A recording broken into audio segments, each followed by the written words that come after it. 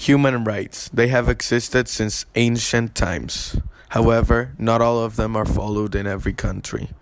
Today we're going to be focusing on Article 11, a controversial right that isn't followed in countries like Japan.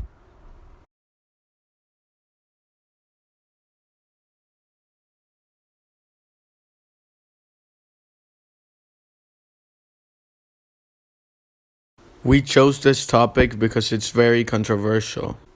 Thousands of years ago, you could accuse someone of doing something without any evidence, and they would eventually get to prison or even get executed. An example of this is when you accuse someone of being a witch, and they immediately were hanged or killed. Thanks to this right, things like this don't happen very often. However, there are many who take advantage of this right in a negative way.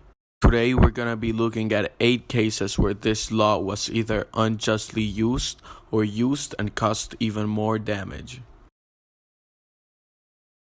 In 1983, Wanda Lopez was viciously stabbed to death at a gas station. Police arrested Carlos de Luna for the murder, despite there being a lack of physical evidence linking him to the crime. They arrested him because he matched several eyewitness descriptions. De Luna maintained his innocence and accused Carlos Hernandez of the murder.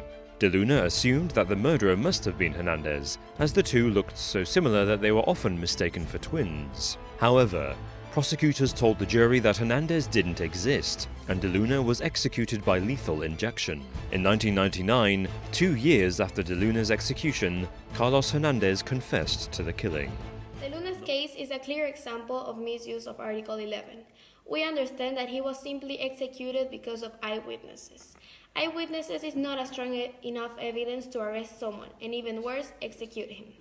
Carlos de Luna should have been DNA tested, and if there was not enough evidence in the case, they should have been taken to court. Article 11 states that everyone is innocent until proven guilty, meaning that Carlos de Luna should not have been executed. This atrocity caused his family mourning and killed an innocent man.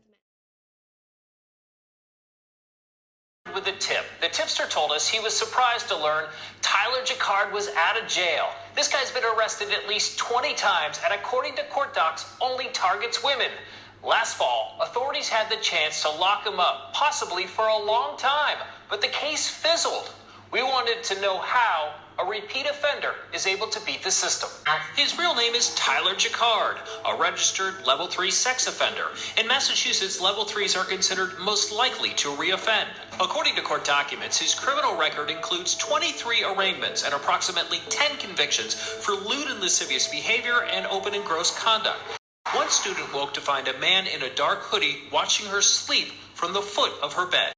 When the case went to trial, a judge found him not guilty. That brings us back to Endicott College. He was arrested there just 7 months later. A law enforcement source tells me Jacquard is no longer on probation and he's got no restrictions. He's a free man. So why did the Endicott College prosecution fall apart? In a statement, the Essex DA's office tells me they followed every lead and pursued every investigative avenue to obtain evidence necessary to secure an indictment. The evidence simply was not there. This case was completely different than the one before. In this case, the individual was completely guilty. However, he managed to escape because of a lack of concrete evidence. There was still some proof, however, it wasn't concrete evidence. The individual repeatedly stalked girls. However, when it came to court, he somehow managed to escape. This was because he left no evidence behind. In this case, even though Article 11 was completely followed, it actually caused more damage because the stalked girls couldn't get justice. In 1660, William Harrison, a manager on the Camden estate, suddenly disappeared.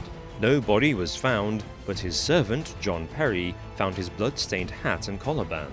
John became the key suspect, but maintained his innocence. He later confessed that his brother and mother had murdered Harrison to avoid paying rent. They denied any involvement in the crime, and John later retracted his confession. However, the web of lies they created sent them all to the gallows to be hanged.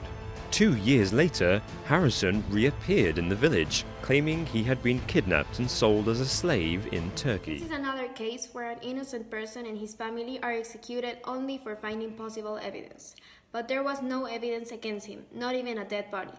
After his murder, the supposed victim appeared. This shows the consequences of killing or putting in jail someone that is not proven guilty. DNA, video evidence, and a written statement from a victim who says he was violently raped. But the accused rapist was able to avoid prosecution because the teen victim committed suicide before the case went to trial. It was April when Garen Hall, just 18, bolted, half-dressed, from this home in the suburbs of Columbus. I was in shock. This rape killed him. The accused rapist was Dwight Orr, a 6'1", 200-pound violent ex-con who once went to prison for manslaughter. Garen went to Orr's house to play video games and get high. He later told police he fell asleep, and when he woke up, Orr was standing over him with a gun. It just broke him. Garen claimed a knock at the door ended the sexual assault, allowing him to run. The first thing out of his mouth was, "Mom, I was raped. Can you come get me?" I could just hear in his voice. I mean, he could barely even speak to me. A rape kit and video off Orr's phone bolstered the case. Orr was indicted on rape and kidnapping charges, but that didn't end the torment inside Garen. Week after week after week. Sorry for doing this to you guys. I love all of you with all my heart. Who wrote a letter to family before ending his life in June. 3 months after Garen's death, prosecutors dropped rape charges against Dwight Orr. Refusing WKYC's request for an interview, they released a statement saying they did not believe they could win a conviction without Garen's testimony. They never found a gun or witness, and added that in any sexual assault case without the victim or other evidence, the state is unable to proceed so as to prove guilty beyond a reasonable doubt. In this case, Article 11 was not really followed. The evidence was there, video evidence. A kid was raped, and the murderer and rapist was let free. The kid committed suicide, and thanks to this, prosecutors dropped charges against the rapist and murderer.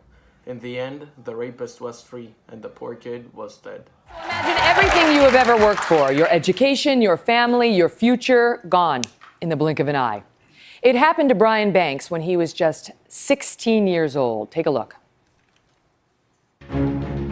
Football star Brian Banks dominated the field as a high school linebacker and had accepted verbally a full scholarship to USC. But then the unthinkable happened when he was accused and convicted of raping a classmate. I was a 16-year-old boy taken away from my mom, my freedom, my football team, my family. July 25th was the first day that I stepped foot in Chino State Prison. That's how I spent my 18th birthday. Although Brian always maintained his innocence, he says his lawyer advised him to take a plea deal. Brian spent 5 years in prison and another 5 years as a registered sex offender.